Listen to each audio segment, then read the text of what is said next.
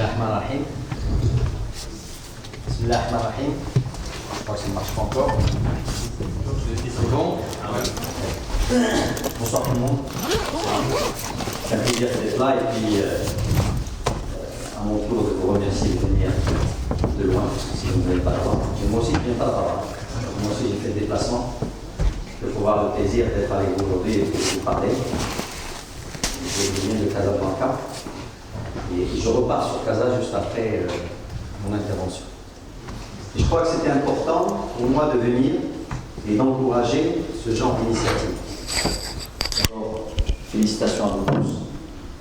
Parce qu'une des choses qui peut faire avancer le Maroc, justement, c'est des associations telles que la vôtre,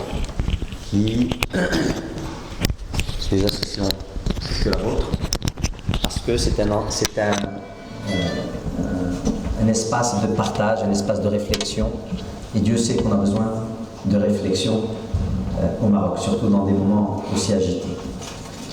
On m'a demandé de parler du success story. J'aime pas beaucoup parler de moi, franchement. Et donc quand cette jeune demoiselle m'a contacté, j'ai hésité, mais après j'ai dit oui. Pourquoi j'ai dit oui? Parce que je pense qu'au Maroc, on ne célèbre pas assez les succès. Alors après, on va discuter, est-ce que c'est un succès ou pas? Ça, j'ai mon avis là-dessus. On va en parler. Mais je pense disons qu'on ne célèbre pas assez les bonnes choses au Maroc. J'ai eu la chance d'être, et je considère toujours que j'ai été un citoyen du monde, parce que j'ai pu habiter, travailler dans différents continents. Et j'ai vu que dans certains pays, on applaudit les gens qui réussissent, on les cite en exemple. Et là, malheureusement, ici, souvent c'est le cas contraire. Et donc, quand c'est le cas contraire, ça n'incite pas les jeunes et les moins jeunes à se battre plus pour avoir cette réussite qui, à mon avis, est un moteur, qui doit être un moteur pour chacun d'entre nous. Alors, laissez-moi vous parler un peu de mon histoire rapidement. Je vais essayer de parler de ce que j'ai fait, puisqu'il faut bien poser le débat. Et surtout, j'ai réfléchi les 2 jours en disant, si je prends ce parcours-là, pour que ce ne soit pas juste une histoire je ne vais pas vous raconter une histoire pour vous endormir, mais si je devais faire conceptualiser ce parcours, quels sont les points communs? Ou là, quelles sont les lignes directrices? Ou là, qu'est-ce que j'ai pu en tirer comme leçon? Ça va être ça, un peu ça. Alors, c'est pas facile, hein, vous m'avez poussé à faire un exercice assez difficile. Et donc, j'ai quelques idées à vous proposer. Je suis sûr que si je devais passer plus de temps là, après cette première, cette première intervention, il y a d'autres idées qui me viendraient par la suite que je pourrais conceptualiser encore plus. Mais bon, on va commencer avec ça. Et surtout, ce qui m'intéresse, c'est de vous voir réagir. Donc, je vais essayer de prendre peut-être 20-25 minutes. Et après, on aura 20 minutes pour des questions-réponses. Il n'y a absolument aucune question qui est taboue. C'est votre chance de poser des questions. Alors d'abord, jeune homme, je vous remercie quand vous m'avez mis dans le lot, les jeunes qui réussissent. Moi, je ne suis plus très jeune, hein, d'accord? En fait, pardon. Si je devais revenir, moi j'ai eu mon bac en 79. D'accord? Donc revenons, bac 79, mission universitaire culturelle française, dans le lycée Paul Valéry à Meknès. Et tout naturellement, j'étais bon en maths et en physique, donc je suis allé faire des classes préparatoires au lycée Saint-Louis à Paris. Et après, j'ai passé 3 ans donc en maths sup, maths spé, donc 5,5 pour ceux qui connaissent le principe. Sachant qu'en 3,5, le proviseur, là c'était pas le proviseur, ce qu'on appelait CPE, les conseillers principaux d'éducation, un des conseillers principaux d'éducation est venu me voir. Un des conseillers principaux d'éducation est venu me voir en me disant, Chami, c'est bien, mais cette année, il faut faire moins de football. Parce que j'étais un football. Et donc, je jouais beaucoup au foot. Quand je faisais mes classes préparatoires. Et vraiment, c'était très sympathique de pouvoir de jouer au foot le samedi dimanche dans ce lycée lugubre. Et devinez quoi? La majorité des gens qui jouaient au foot, c'était des Maghrébins. Donc, il y avait beaucoup de Tunisiens, beaucoup de Marocains, très peu d'Algériens, parce que les Algériens ne sortaient pas. Mais c'était un peu ça.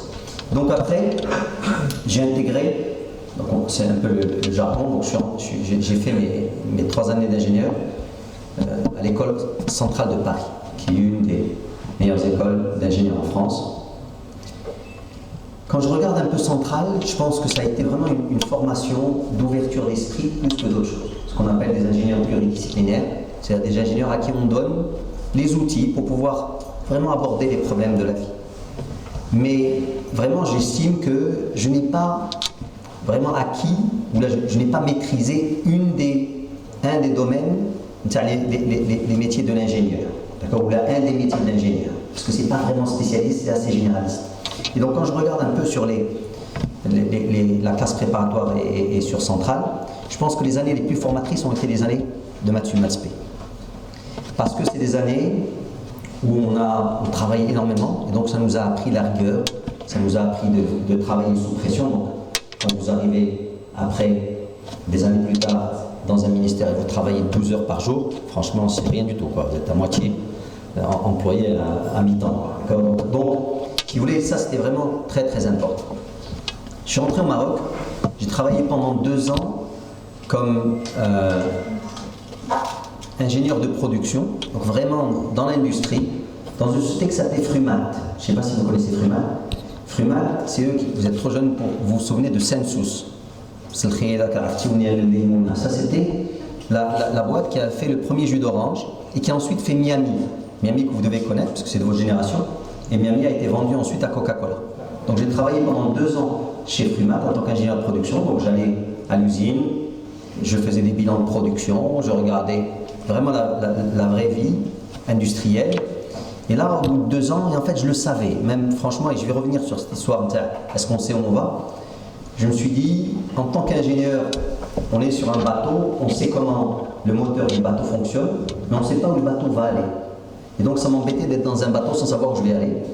Et donc c'est pour ça que j'ai décidé d'aller faire un MBA. Et donc je suis allé faire un MBA à UCLA, qui était à l'époque dans les 10 premiers MBA américains.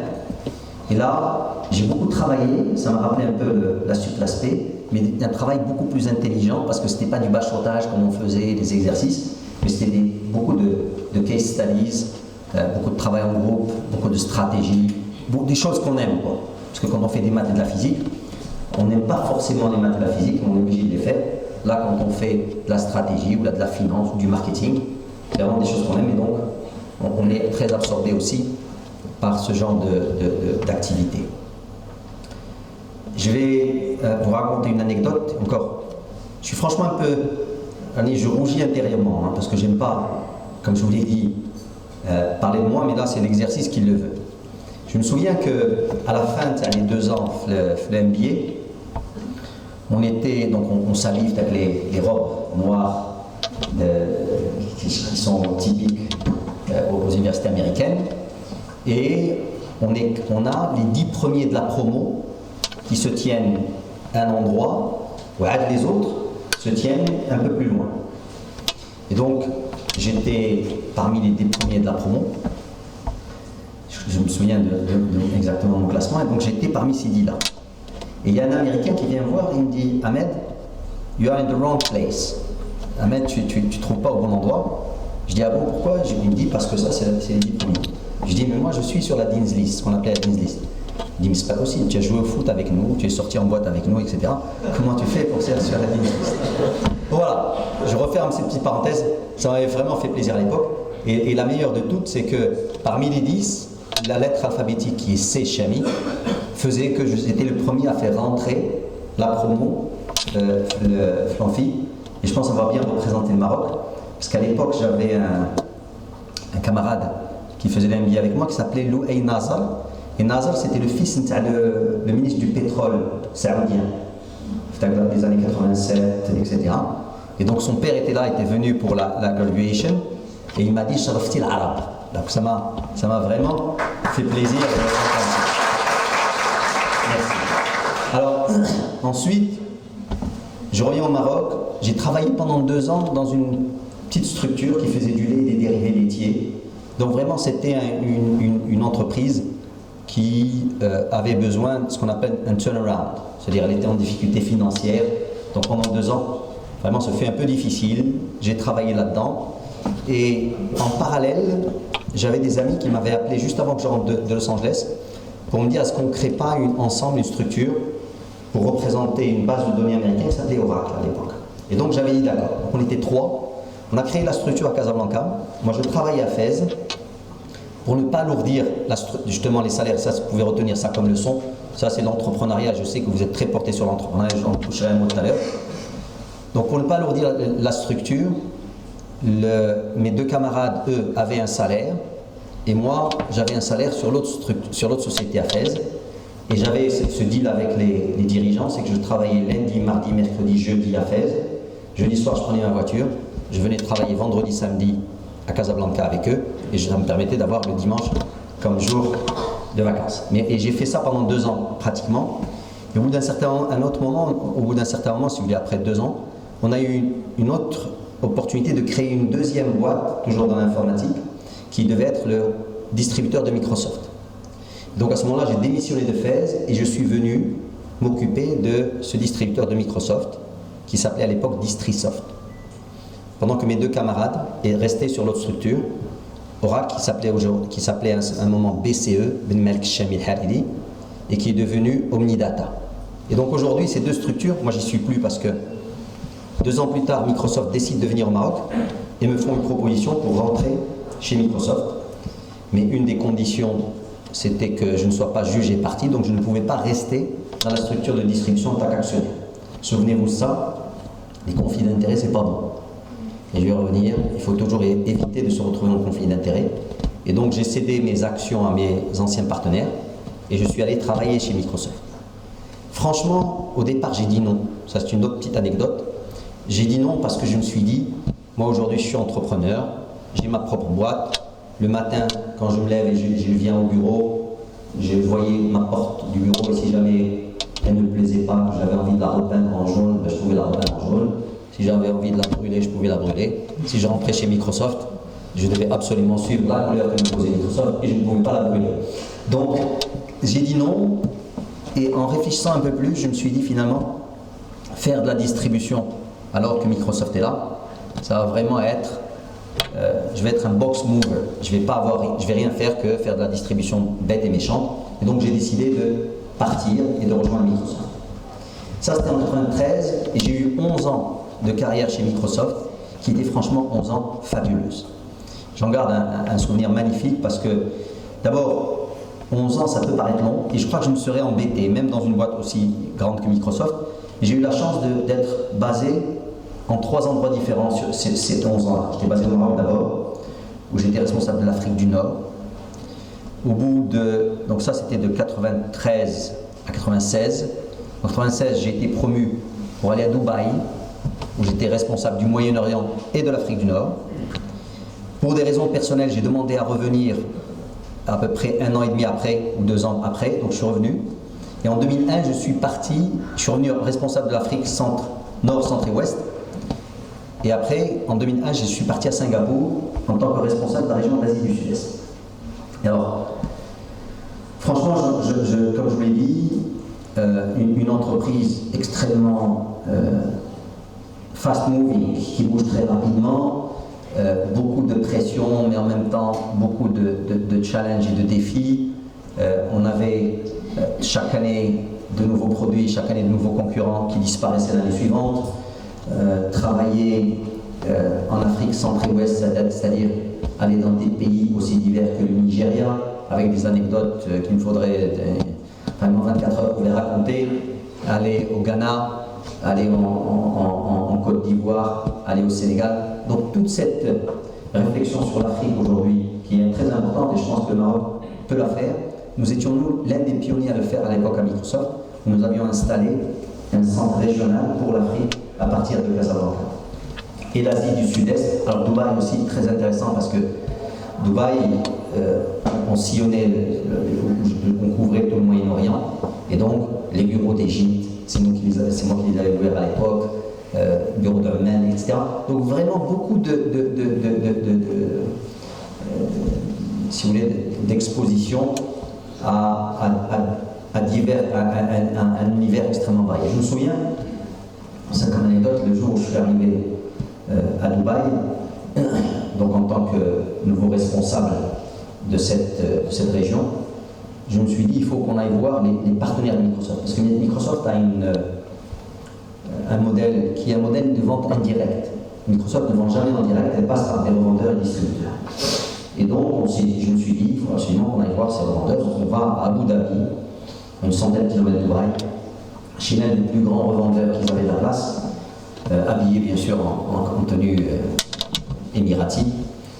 Et un super tableau, je me souviens en mur, en fait, super tableau, il n'y avait pratiquement rien, il y avait des tentes, et donc il m'a montré l'Abu Dhabi d'avant, l'Abu Dhabi maintenant, donc il y a une vraie différence. Et on commence à parler, et je lui dis voilà, merci de m'accueillir, nouveau directeur général, et je suis venu vous voir parce que Microsoft ne peut pas réussir sans la réussite de ses partenaires, pratiquement au mot près. Hein. Et là il me fait sorry. Moi je me lève le ton. Je suis venu vous voir que il me dit sorry. Moi je me suis dit il est sourd ce gars. Je commence à crier. Je dis non, je ne suis pas sourd. C'est juste que le mot partenariat chez Microsoft ne sonne pas vrai. D'accord? Parce qu'ils avaient eu une très très mauvaise expérience avec le directeur général qui était avant, qui ne construisait pas le partenariat. Et donc il était en train de me taquiner un petit peu en disant ces mots-là. Et puis, j'ai parlé de Dubaï, mais l'Asie du Sud-Est, c'est basé à Singapour, c'est couvrir toutes les régions, enfin, non, pas toute la région, mais beaucoup de pays, des pays comme Singapour bien sûr, la Malaisie, l'Indonésie, les Philippines, la Thaïlande, le Vietnam, le Cambodge, le Sri Lanka. Donc vraiment, une multitude encore de pays, avec des cultures extrêmement différentes. Et un des points que je vais aborder tout à l'heure, ce sera justement ce poids de la culture. 2004, vraiment, tout se passait bien à Singapour. Alors juste une petite anecdote, quand je suis parti à Singapour, je suis parti avec toute la famille et on a emmené l'un de nous qui s'occupait de ma petite, donc on était de 6-7. Et j'ai rencontré des Marocains là-bas, je savais en fait qu'ils étaient là-bas. Ils me taquinaient en disant grâce à toi tu as triplé la population marocaine à Singapour. D'accord, parce qu'ils étaient deux, et donc on était 10. Donc on a fait un triplé. Alors 2004, installé à Singapour, je vois vraiment le Maroc bouger. Donc l'avènement du roi Mohamed VI, et puis on voit, j'ai vu que le Maroc était rentré dans une certaine dynamique. Et vraiment, ça me pesait de ne pas faire partie de cette dynamique. Et donc, qu'est-ce que j'ai fait? J'ai décidé de démissionner en 2004 et de rentrer au Maroc. Il fallait expliquer pourquoi, c'était pas évident d'être dans une trajectoire intéressante et de dire bon, finalement je vais rentrer au Maroc. Et je suis rentré au Maroc, j'ai créé une petite structure qui s'appelle ASD, c'est Advanced Scientific Development. Et Advanced Scientific Development, c'est en fait un business angel pour la recherche. Je ne sais pas si des gens. Est-ce que vous savez ce que c'est qu'un business angel pour la recherche? Il y en a qui développent. Alors je vais vous expliquer. Quand vous faites de la recherche, vous avez différentes phases de la recherche. La phase ultime, c'est un produit tel que, j'en sais rien, moi, un iPad que vous vendez. Si vous avez besoin de construire une usine pour un iPad, vous allez trouver des banques qui vont vous aider à construire cette usine. Parce qu'ils voient un produit, ils savent ce que vous êtes en train de faire. Mais si vous êtes au tout début, vous êtes en train juste de leur montrer un croquis pour l'iPad, les banques ne vous financeront pas.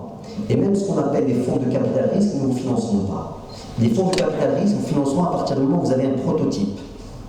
Donc entre la partie idée et prototype, c'est ce qu'on appelle le business angel.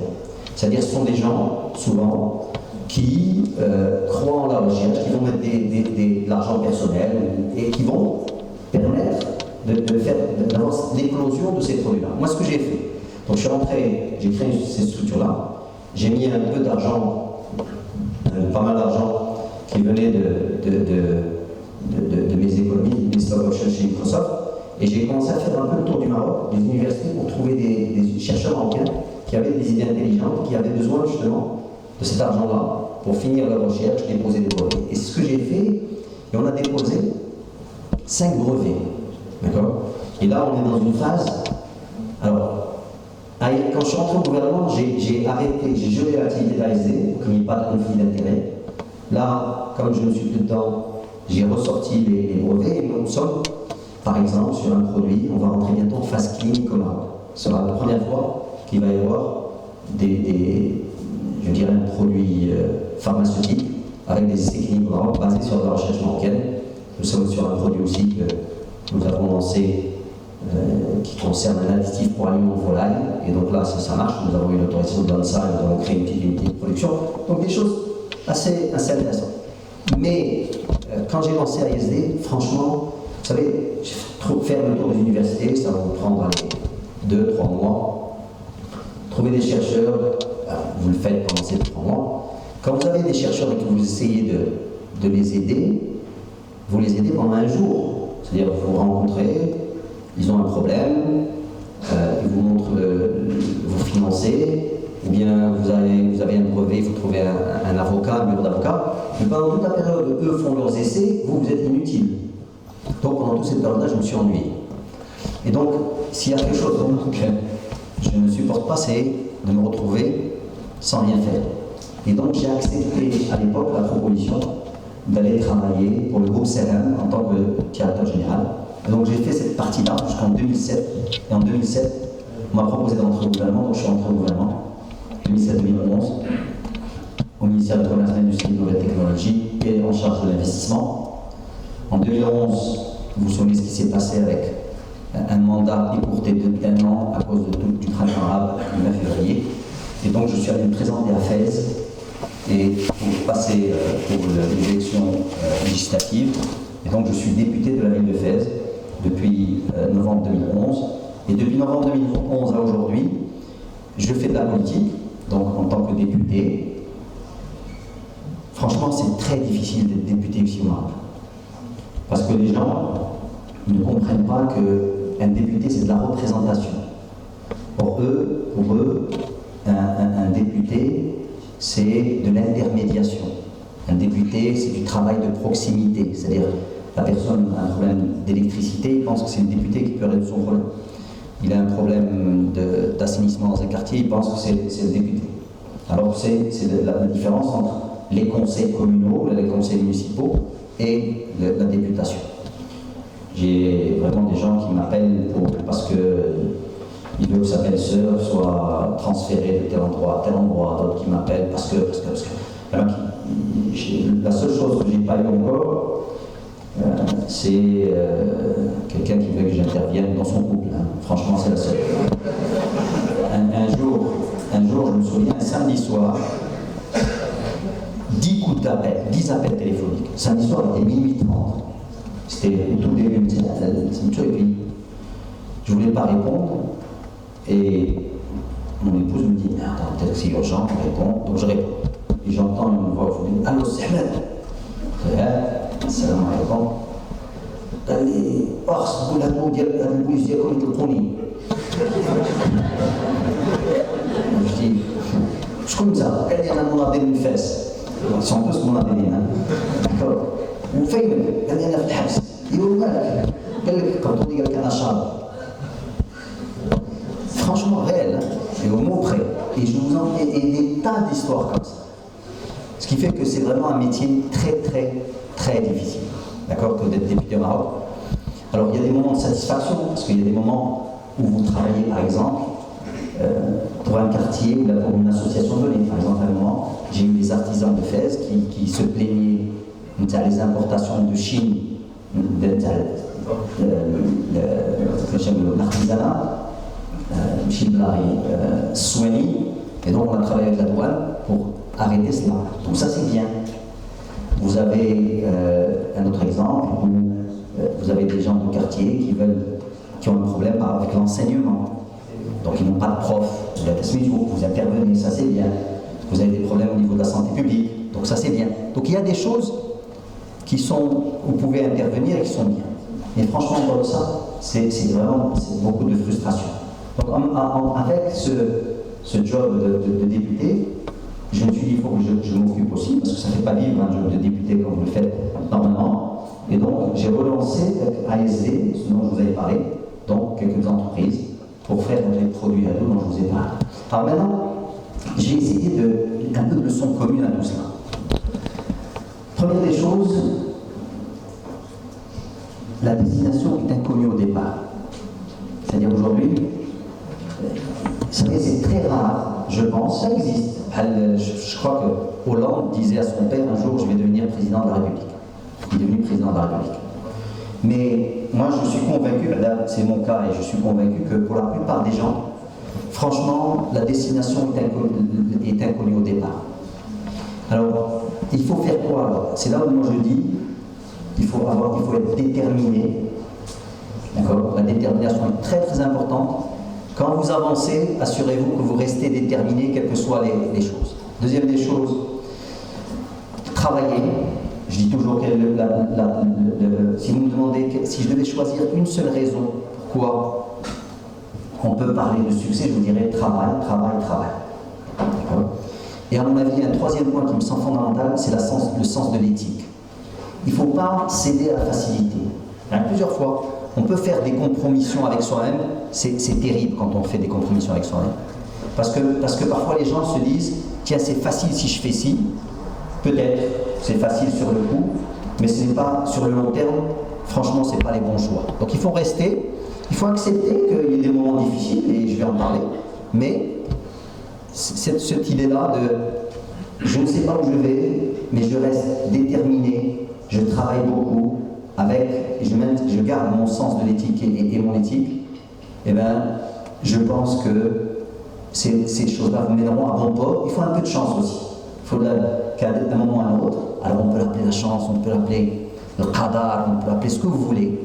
Mais moi j'y crois, donc il y a des gens qui ne croient pas, mais je pense qu'il y a des opportunités. Je ne crois pas que tout était tracé, mais je pense qu'on vous donne à un moment ou à un autre, chaque fois, le choix, il faut essayer de prendre ce choix-là et de le prendre en utilisant son cœur et sa tête aussi, comme je vous en parle.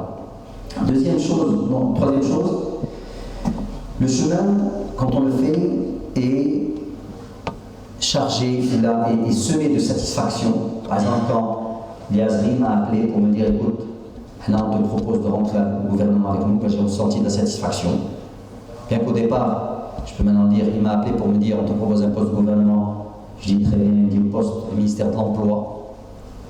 Et j'ai refusé parce que je ne pensais pas pouvoir apporter de valeur ajoutée au ministère de l'Emploi.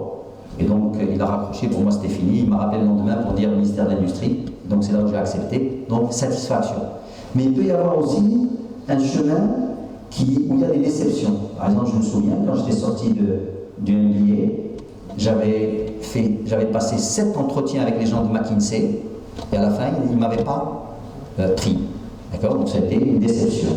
Peut-être que c'était des bons choix, quoi. Donc, je pense que s'il m'avait pris, j'aurais eu une toute autre carrière. Donc, voyez, donc ça, c'était une déception. Quatrième point, le chemin est semé d'embûches. C'est-à-dire qu'il n'y a pas de chemin. Si quelqu'un vous dit que la vie est facile, il vous ment. Si quelqu'un vous dit que demain, pour aller à destination, vous allez trouver les choses, qu'il n'y aura pas d'embûches, c'est pas vrai. Je vais vous donner juste un exemple. Quand j'étais en Thaïlande, donc à Singapour, j'étais responsable de la Thaïlande, un beau jour, le gouvernement thaïlandais décide, il nous menace en disant, si je n'ai pas un prix spécial pour Windows, je vais mettre Linux sur toutes les machines en Thaïlande. S'il met Linux sur toutes les machines en Thaïlande, vous n'avez plus de filiale en Thaïlande. D'accord? Et donc, il fallait trouver une réponse appropriée pour garder la Thaïlande, mais sans compromettre l'autre business model dans tous les autres pays. Et c'est là où on a créé Windows Starter Edition. Windows Starter Edition, pour les gens qui connaissent, est parti de cette menace-là en Thaïlande. C'est-à-dire que c'était un Windows qui n'a pas toutes les fonctionnalités, parce que quand on disait au gouvernement thaïlandais Windows vaut $70, ils nous disent oui mais nous on n'utilise pas toutes ces fonctionnalités-là. Donc on a été faire un autre produit à $30. Le chemin est semé d'incertitudes. Et ça, je vais vous donner encore un exemple. Quand je vous ai parlé quand je suis allé à Dubaï, en fait, j'ai reçu un appel du boss de la région en me disant, écoute, Ahmed, je voudrais que tu ailles à Dubaï parce que chaque année s'en va, c'était le directeur général précédent. Et il me dit, je dis d'accord, il me dit, bon, je comprends que tu sois surpris, je te donne jusqu'à demain pour réfléchir. D'accord? Donc vous pensez bien que c'était une vraie incertitude pour moi que de quitter le Maroc et d'aller dans un pays que je ne connaissais pas pour la première fois, travailler. J'avais fait des études, mais c'était absolument pas différent. Dubaï, comment j'allais m'y plaire ou pas, ma famille, les autres conditions de travail. Et le lendemain, je l'ai rappelé pour lui dire j'y vais. Parce que je pense que cette incertitude fait partie de notre vie. Et là encore, il y a un point très important, ce qu'on appelle dealing with ambiguity. Parfois, les gens ne peuvent strictement rien faire, ils sont complètement paralysés parce qu'ils ne peuvent pas admettre d'avoir cette composante ambiguïté qui est là. Et pourtant, l'ambiguïté fait partie de la vie de tout un chacun, donc il faut prendre des décisions avec l'ambiguïté. Autre point, le poids de la culture. Quand vous arrivez dans tout cela, le poids de la culture est fondamental quand vous travaillez. Alors, et je ne vais pas franchement rentrer. Si vous êtes au Maroc, ce poids de la culture, vous le connaissez. D'accord? Vous savez très bien quels sont les us et coutumes. Quand quelqu'un vous dit oui, vous savez compris qu'ici au Maroc, il vous dit oui peut-être. Dans d'autres pays, il vous dit oui, il vous dit non, etc. Donc, tout ça, ces codes, vous les avez. Par contre, pour ceux qui vont à l'étranger, il faut absolument être très, je dirais, sensible à ce côté culture. Moi, par exemple, j'ai eu au départ une vraie adaptation à faire avec les gens de Thaïlande, qui sont dans une culture complètement différente, et j'avais à trancher en disant, est-ce que finalement c'est la culture de Microsoft ou la culture thaïlandaise qui doit être prise en compte pour gérer la filiale? Et à un moment, je me suis dit, c'est la culture de Microsoft, et donc j'ai dû renvoyer le directeur général thaïlandais parce qu'il ne correspondait pas à la culture, bien que mon boss me disait non, c'est la Thaïlande. Et on a pu trouver un directeur général par la suite qui était thaïlandais, donc on respectait la culture thaïlandaise, mais on travaillait avec la culture Microsoft. Donc juste pour que vous compreniez que c'est pas le poids de l'environnement. Le poids de l'environnement est important. Très simple, vous rentrez au ministère et puis les gens peuvent vous dire oui, mais c'est l'administration, on ne va pas travailler, etc. D'une manière aussi forte que le privé, ou le temps administratif, c'est pas le temps économique. Moi, franchement, quand je suis rentré au ministère, j'ai dit, ah les gars, c'est pas moi qui vais m'adapter à vous, c'est vous qui allez vous adapter à moi. D'accord? Et on a travaillé, franchement, comme on aurait travaillé dans une entreprise privée. Donc, avec le poids de l'environnement peut être lourd, mais ce n'est pas une fatalité. Autre point, l'esprit d'entrepreneuriat. On en a parlé tout à l'heure, c'est ce que j'ai ajouté tout à l'heure quand on discutait. Je sais que vous êtes très portés sur ça. S'il y a quelque chose qui, moi, franchement, m'a guidé un peu dans tout ça, c'est cet esprit d'entrepreneuriat. Et moi, l'entrepreneuriat, je ne vois pas, j'ai une expression plus large. Un entrepreneur, c'est pas seulement celui qui crée une entreprise, parce qu'on est en train de parler d'intrapreneuriat, etc. Mais un entrepreneur, pour moi, c'est celui qui prend des axes, des initiatives, qui fait avancer les choses, qui peut. Moi, je dis toujours, je suis un ministre entrepreneur. D'accord? Parce qu'il va faire bouger les choses, il va créer de nouvelles choses, il va créer de nouveaux process, il va créer une nouvelle façon de faire. Et donc, vraiment, je vous encourage, soit à créer votre entreprise, soit à avoir cet esprit d'entrepreneuriat dans les entreprises où vous travaillez. Dernier point, il y a un proverbe chinois qui dit, pour aller, alors c'est pas au mot près, donc pour celui qui le connaît, vous m'excuserez, mais l'idée est la suivante, si vous voulez aller vite, il faut y aller seul, si vous voulez aller loin, il faut y aller ensemble. D'accord? Donc gardez ça en tête. Franchement, souvent on est pris dans des logiques individualistes pour aller vite. Moi, par expérience, et la meilleure expérience que je vais vous donner, c'est le pacte pour l'émergence industrielle et Maroc numérique. Le pacte pour l'émergence industrielle, nous avons fait les 111 mesures et nous les avons travaillées 6 mois avec la CGE. Et après, une fois qu'on s'est mis d'accord, on a pu vraiment dérouler et avancer. Le pacte numérique, on n'a pas fait la même démarche avec les professionnels du secteur, et donc on a eu beaucoup de résistance et beaucoup de critiques par la suite. Bien qu'il y ait des choses qui étaient très bonnes dans ce pacte, mais d'autres qui n'ont pas avancé à cause justement du fait que les gens ne sont pas venus. Alors en conclusion, j'ai essayé de vous parler un peu de mon parcours et surtout d'essayer d'en extraire certains points qui me semblaient importants à partager avec vous. Bien sûr, c'est avec grand plaisir que je répondrai à toutes vos questions, mais je voudrais revenir sur cette notion de succès. C'est quoi le succès? Je qu'on parle aujourd'hui de success story. Est-ce que ce que je vous ai raconté, c'est un succès?